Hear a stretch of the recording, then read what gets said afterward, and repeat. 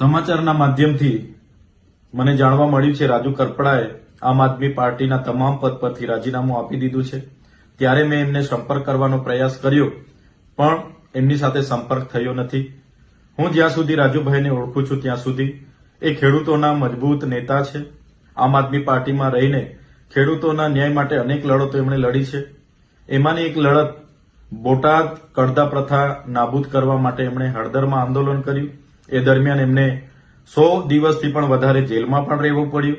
ત્યારે આ ભાજપ સરકારની નીતિ રહી છે કોઈ પણ વિપક્ષના નેતાને ડરાવવાનું ધમકાવવાનું દબાવીને કઈ રીતના એમના તરફે લઈ જવું, કઈ રીતના આંદોલનને દબાવી દેવું, આંદોલનને તોડી દેવું, એ જ નીતિનો ઉપયોગ એમણે આ વખતે રાજુભાઈ કરપડા પર પણ કર્યો છે। જેના વશ થઈને રાજુભાઈ કરપડાએ રાજીનામું ધર્યું હશે એવું મને લાગી રહ્યું છે।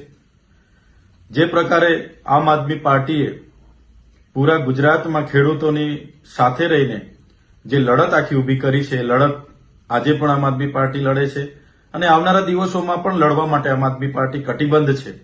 ગુજરાતની જનતા માટે હર હંમેશ આમ આદમી પાર્ટીના કાર્યકર તરીકે અમે સૌ ગુજરાતની જનતાના ન્યાય માટે હર હંમેશ લડતા રહીશું।